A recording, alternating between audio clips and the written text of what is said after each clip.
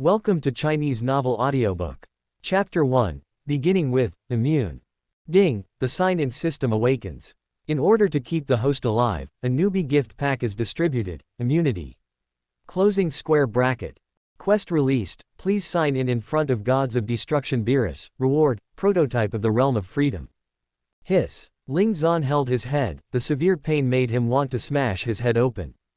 It turns out that Ling Zan is not from this world. In his previous life, he drank cold water and his soul was inexplicably transported to this world. Ling Zan was helpless, but had to accept the fact of time travel. Fortunately, he traveled to this strange world and awakened a sign-in system. Listening to the electronic sound in his mind, Ling Zan was stunned. Gods of Destruction, Beerus. Ling Zan's pupils shrank sharply and his whole body was shaking. System, is this the world I was thinking of? Open black lens bracket. Reply to the host, yes, close black lens bracket. Hiss. Ling Zan took a deep breath. Isn't Gods of Destruction Beerus a character from Dragon Ball? Wouldn't that mean I've traveled to the Dragon Ball world? Ling Zan kept swallowing his saliva. If it was any other ordinary world, it would be fine. After all, no matter what happened, no one would die.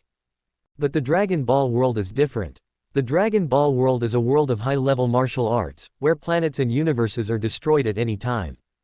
As ordinary people, we have the least say in such situations.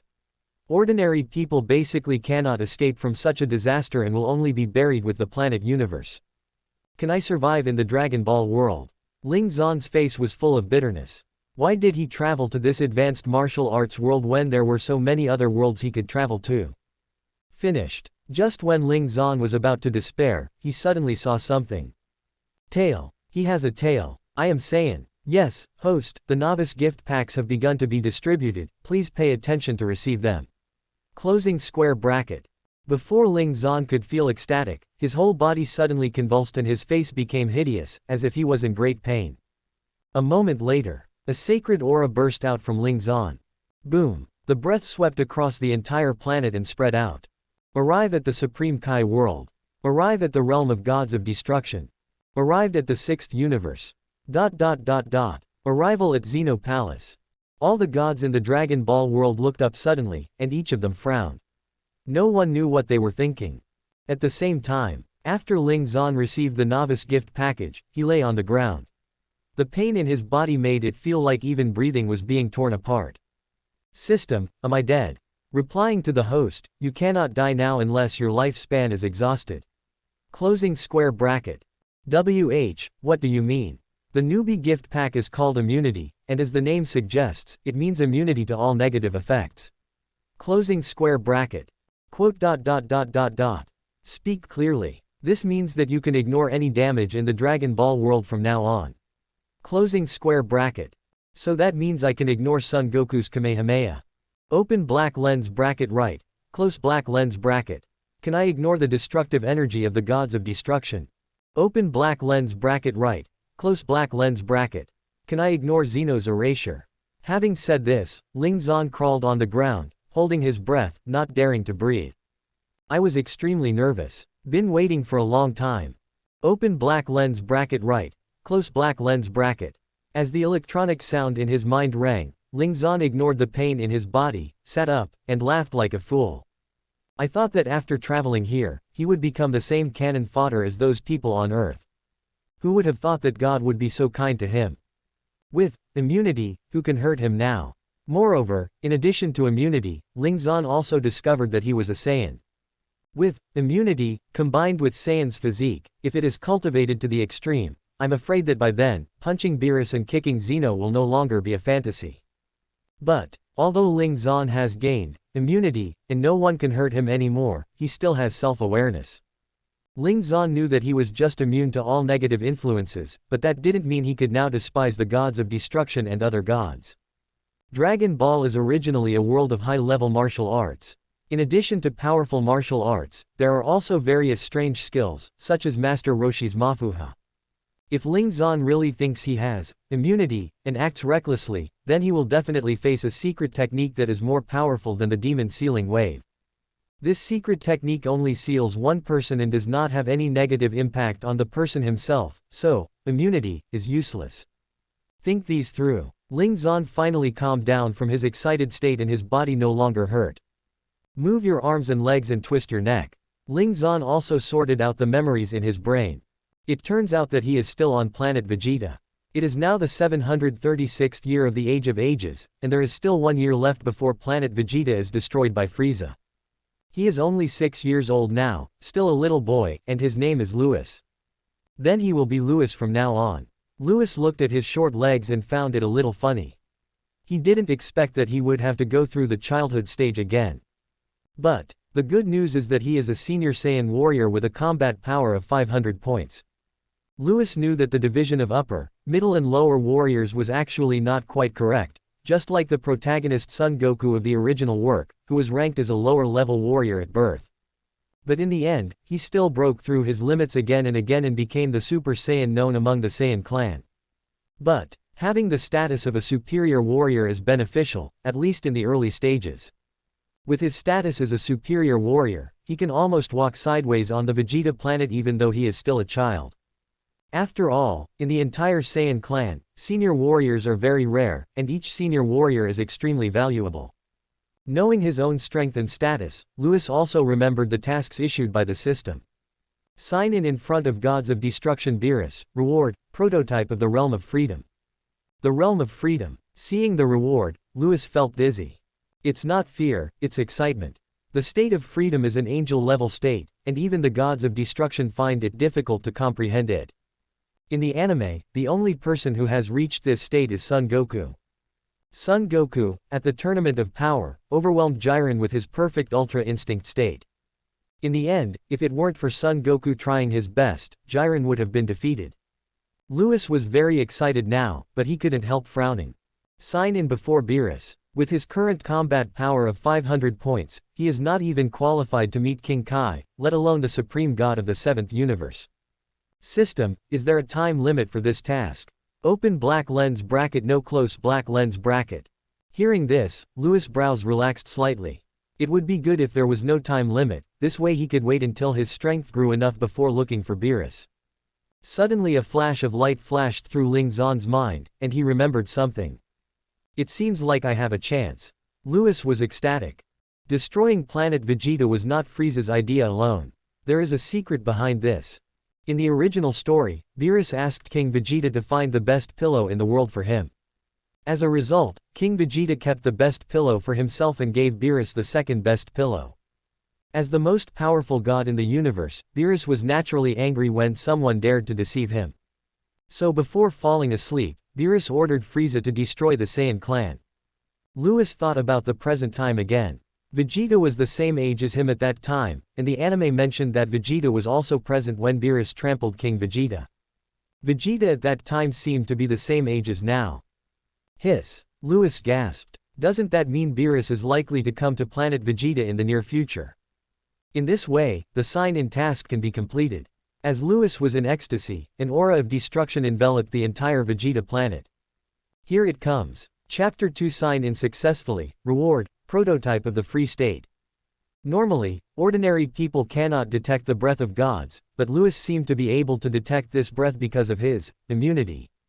Because the aura of the gods will naturally create a sense of oppression on mortals, this is the oppression of the superiors.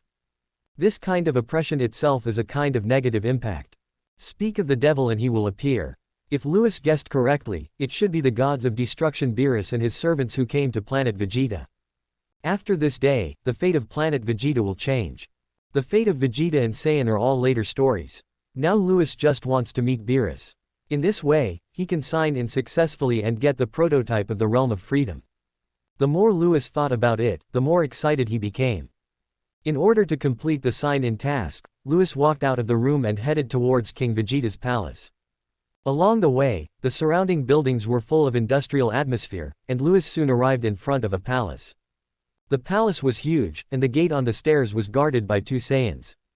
Louis walked up. Louis, King Vegeta has ordered that no one is allowed to enter the palace.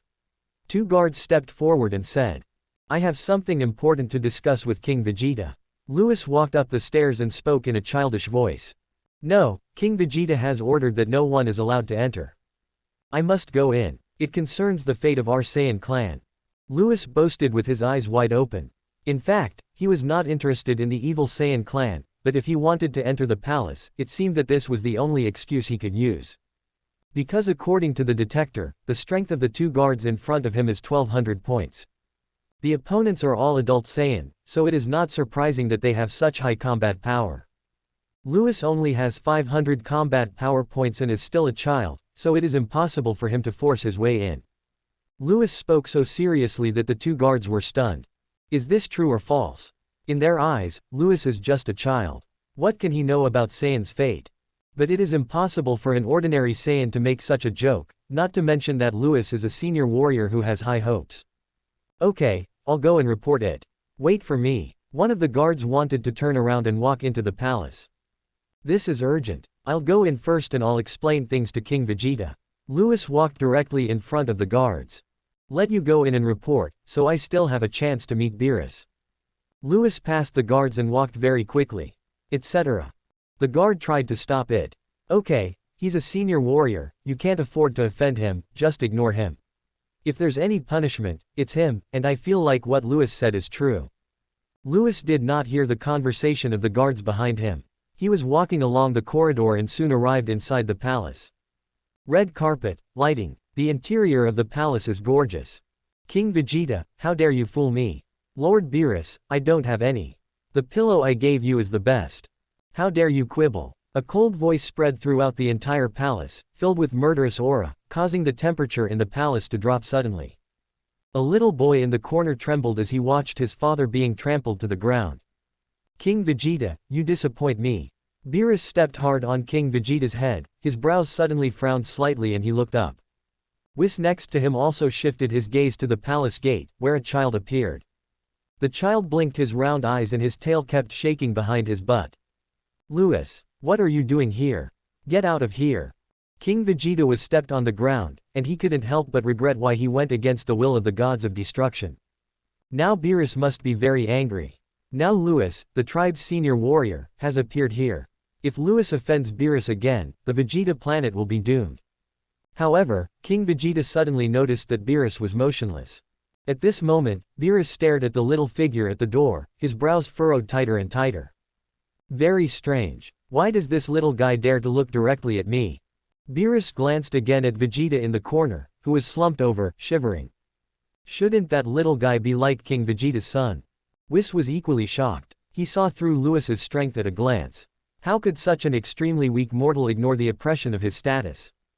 In fact, Angel has returned to its original state and will not cause personal oppression to mortals. But Gods of Destruction is different from Angel. Gods of Destruction cannot do what Angel does and will always unconsciously exude the oppressive feeling of being superior. When ordinary people see Gods of Destruction, they may collapse to the ground at best, or suffer from incontinence at worst. When Beerus and the other were confused. Open black lens bracket bite, close black lens bracket. Successfully sign in front of Beerus, reward, the prototype of the realm of freedom. Closing square bracket. Buzz. The palace, which was originally filled with murderous aura, suddenly had an ethereal air and the sound of flowing springs, which completely dissipated the cold murderous aura.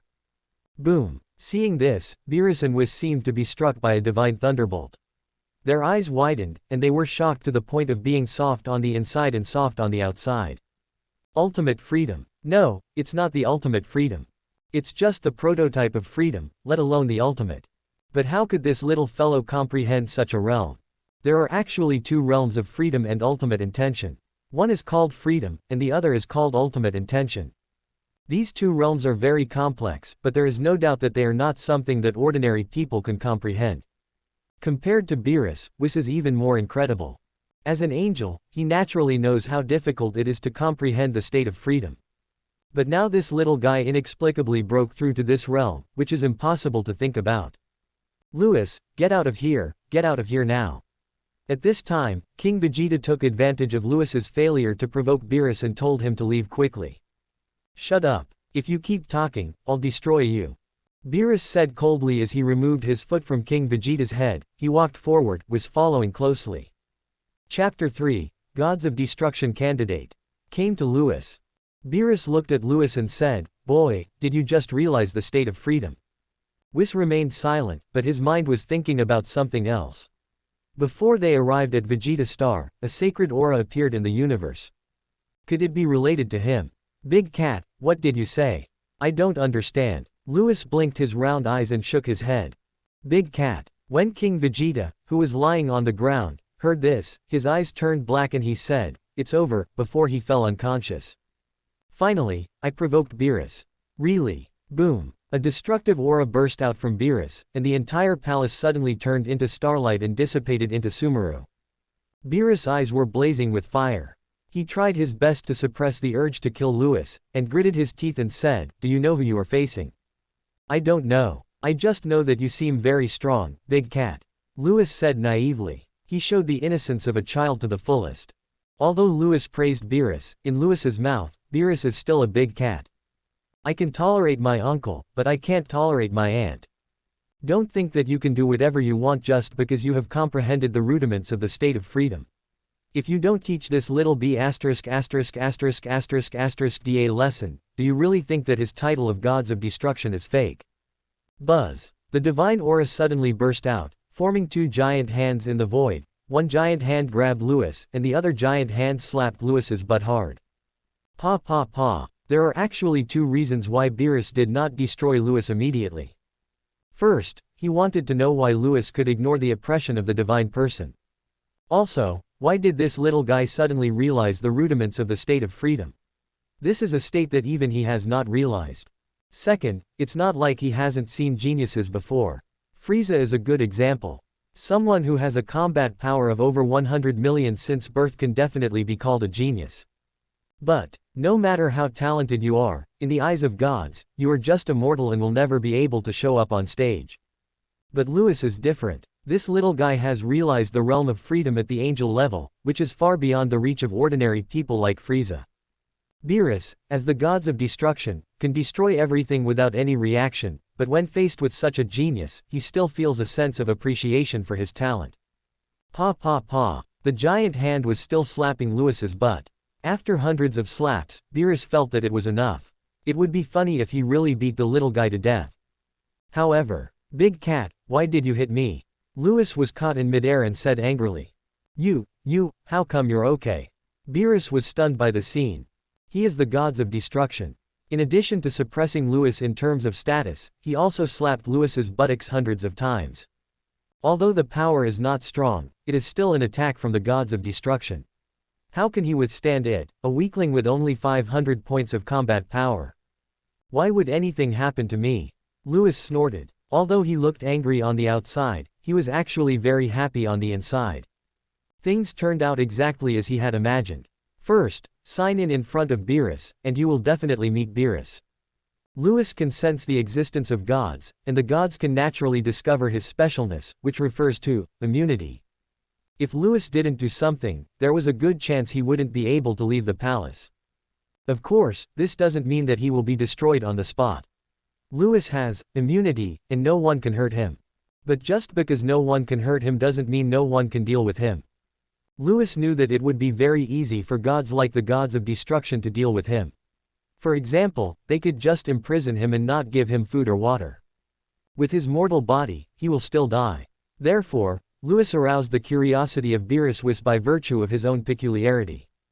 When the rewards for the prototype of the Realm of Freedom were distributed, it was another big surprise. This rare situation was surely something that no god could resist. That sacred aura erupted near the Vegeta planet. Could it be? Whis, who had been silent for a long time, suddenly widened his eyes as if he had thought of something.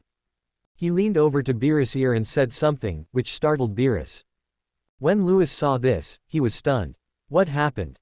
A moment later, Beerus and Whis turned their heads and stared closely at Lewis, who was caught in midair. Beerus said seriously, "Boy, are you interested in being a candidate for gods of destruction? What are the alternate gods of destruction? Can you eat them? Candidate gods of destruction is nothing. Bah, bah, bah. Candidate gods of destruction is a priesthood. As long as you agree, you will be the most honorable person in the universe. That Big Cat, can he become stronger by becoming a candidate gods of destruction? We Saiyans want to become stronger the most." Lewis clenched his fists and snorted. Quote. Call me Big Kitty again. Beerus' mouth twitched slightly, but he still nodded. Yes, as long as you agree, you will soon surpass King Vegeta. Then I agree. Lewis smiled innocently. He said so much, and thought that Beerus would only regard him as a genius. For the sake of the average human level index of the universe, Beerus would at most leave him alone. Who would have thought that there would be an unexpected gain, that Beerus actually wanted to recruit him as a candidate gods of destruction. Lewis still underestimated the impact of the embryonic form of the realm of freedom on Beerus. Yes, it is really exaggerated that a little Saiyan can comprehend the realm of angel. Okay. Beerus laughed out loud and said, "Good," 3 times in a row. King Vegeta's anger towards his deception also dissipated at this moment. Little guy, I originally wanted to destroy your Saiyan clan, but for your sake, I will let you go. But the Saiyans are evil by nature. If we continue to leave them alone, it won't be a good thing for the 7th universe. Frieza alone is enough. At this time, Beerus looked at Vegeta, who was slumped in the corner, and said coldly, "You seem to be the son of King Vegeta. I order you to let Saiyan join the Galactic Patrol." Little Vegeta was already trembling with fear. He didn't know the origin of Beerus, and it was only after this incident that King Vegeta told him everything about Beerus. It was then that he realized that the Saiyan clan had been to the gates of hell. Of course, this is all later. Now hearing what Beerus said, Vegeta quickly nodded his little head. When Lewis heard this, he couldn't help but look at Beerus. It turns out that Saiyan was destroyed not just because of a small pillow. Saiyan is so evil. They followed Frieza and did all kinds of evil, even more evil than Frieza's army. The combination of this species and Frieza's army will definitely have a huge impact on the stability of the 7th universe. Now letting Saiyan join the Galactic Patrol is to restrict Frieza's power and also give Saiyan a chance to survive. Whis, let's go. Beerus held Lewis in his hands and looked at Whis. Whis held the staff in his hand and lightly tapped it. With a swish, the 3 of them disappeared on the Vegeta planet. Vegeta in the corner got up from the ground and quickly ran to King Vegeta. After Beerus accepted Lewis as the alternate gods of destruction, all parties were shocked. Zeno Palace. Grand Priest, what was that aura just now? Replying to Master Zeno, I am still investigating, but that sacred aura seems to be coming from the 7th universe. The 7th universe? Where's that skinny cat? Yes, I'll let Whis find out. Grand Priest is awesome, you need to check it out, I'm going to go play Star Destroying. The 6th universe. Vados, what's with that aura? Master Champa, you'll have to ask your brother about this. Oh, was it made by the skinny universe? The 4th universe. Kornik, check for me why this sacred aura appears in the 7th universe. Yes, Master Quitella. Chapter 4 Beerus sleeps. All the universes had the same reaction. They didn't know what that sacred aura was, but they discovered that it came from the 7th universe. Immediately following, the 7th universe announced that the position of the 7th universe's candidate gods of destruction has been inherited by someone, and it is a little kid. Originally, the gods were still wondering about the origin of the sacred aura, but they were amused by the action of the 7th universe. The 6th universe gods of destruction Champa directly mocked, is there no one in the 7th universe? They actually let a little brat be the candidate gods of destruction. The 4th universe gods of destruction Quitella also stood up and said that if it really didn't work out, he would give some people from the 4th universe to the 7th universe, so as to avoid letting a little brat inherit the candidate gods of destruction. It would be really laughable if this were made public. The reactions of the 11 gods of destruction were all the same. Not one person stood on Beerus' side. All of them mocked Beerus. But that's normal. Ever since the hide-and-seek incident, few people have a good impression of Beerus. Facing the ridicule from the gods of destruction, Beerus did not stand up to refute, which made the gods of destruction climax and they laughed even more happily. According to Beerus's personality, if he is ridiculed by others, he will definitely ridicule back, and it is not surprising that he will even cross the universe to fight the person involved in person. But now Beerus didn't react at all, so they must be right. The 7th universe began to decline, and Beerus could not find other strong people to inherit the position of candidate gods of destruction, so he could only find a little kid and start training him since childhood. All the gods of destruction were ecstatic. Little did he know that Beerus really had no time to pay attention to this group of gods of destruction because he was now frightened by Lewis. The seventh universe gods of destruction. It has been a month since Beerus brought Lewis back. At this moment, the little kid stood in the middle of the lake, shrouded in a layer of silver light. The gust of air made the surrounding sacred trees rustle. Beerus and Whis were standing next to him, with cold sweat on Beerus' forehead. Boy, are you in a comfortable state? Lord Beerus, what is the state of freedom? I don't know. Lewis shook his little arms and pouted. Quote. Beerus was dumbfounded. He just asked Whis to use his childhood image to fight against Lewis, but he didn't expect that Lewis would crush it in just a few moves. How is this possible? He is the gods of destruction. He fought countless battles in his life, whether in his childhood or after becoming a god, he had never been defeated once at the same level. Moreover, the image summoned by Whis is a bit more powerful than Lewis. Lewis is the David and Goliath. The winner is still him, the gods of destruction. It's incredible. Whis, did I win? Lewis turned his head and looked at Whis. Whis also wiped the sweat off his face and said with a smile, Lewis, you win. Ha ha ha, Lord Beerus is no match for me. Lewis put his hands on his hips and was in a good mood. In fact, he was able to defeat young Beerus thanks to the embryonic form of the state of freedom. It's not that immunity is useless, but immunity can only be regarded as a passive skill. He will not be harmed, but immunity will not allow him to hurt others. But the prototype of the state of freedom is different. When he entered this state, not only did his combat power increase significantly, he was also able to react as he pleased and naturally as he pleased. This reaction is very abnormal and can detect the opponent's attack method in advance. It's not about being able to predict the future, but about being able to sense the other person's muscle tremors through instinct and respond accordingly. In this state, let alone Beerus in his childhood, even if it was Beerus now, if Lewis's strength was similar to his, he could still beat Beerus to the point of vomiting blood with the embryonic form of the realm of freedom. Louise put her hands on her waist and laughed, and Beerus had a black line on his forehead. You little brat, have you laughed enough? Ha ha ha. Believe it or not, I'll beat you up. Lululu, Lord Beerus can't hurt me, I'm not afraid. Lewis is a child now, and he shows his childish nature to the fullest, pouting his nose and sticking out his tongue at Beerus. You little brat. Beerus cursed with a smile. In the months since he brought Lewis to the gods of destruction world, he already knew about the peculiarities of Lewis's body. Able to ignore all negative influences in the world. He asked the little brat Lewis what was going on, but Lewis said he knew nothing. There was nothing Beerus could do if the little brat didn't say anything. Beerus glanced at Whis next to him and remembered what was said on Vegeta Star. That sacred aura seems to have erupted near the Vegeta planet. Lewis's background is not simple. It was because of this that Beerus came up with the idea of recruiting Lewis as a candidate for gods of destruction. There are two reasons for this.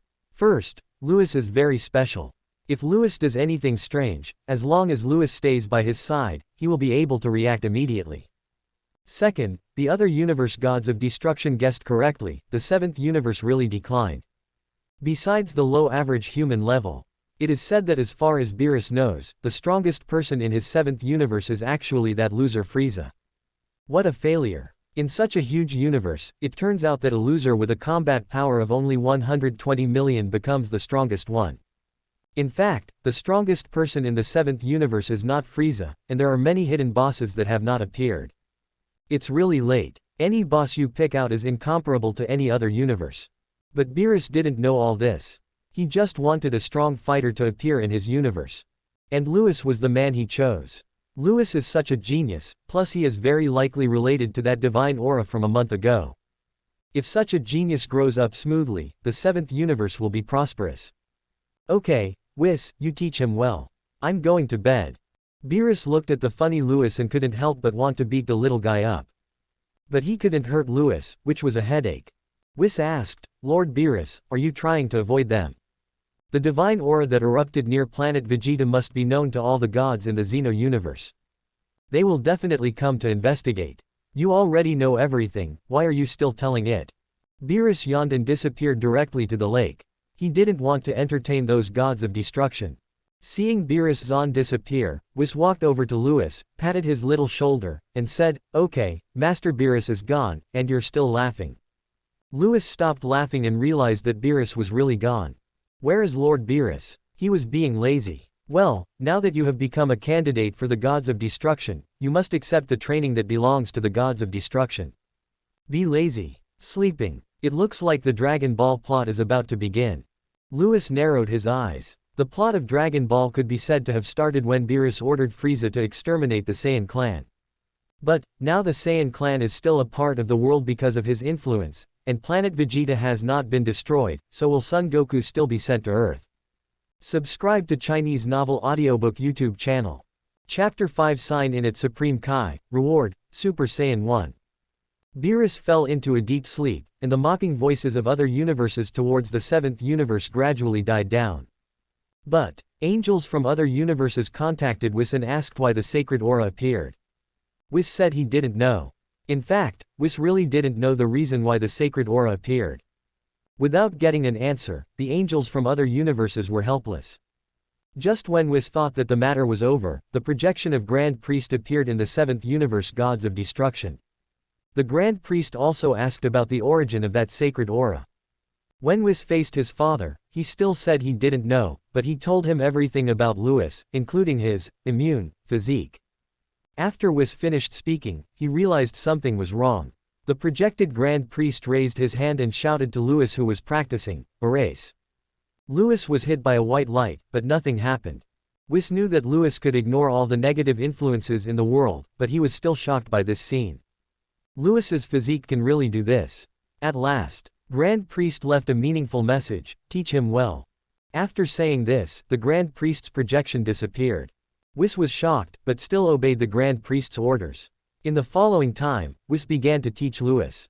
To become a true candidate for gods of destruction, you need to work hard in 3 aspects: power, dimensions and rules. The rules mentioned here are naturally about breaking the rules. Lewis has been practicing these 3 aspects. Time passed and 10 years went by. Gods of Destruction World. A silver light flickered in the sky.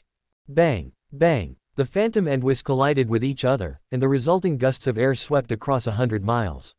Wherever it passed, the ground cracked, the sacred trees were broken, and the whole place was in a mess. After the collision, ha ha, ha ha. A thin boy stopped in mid-air, gasping for breath.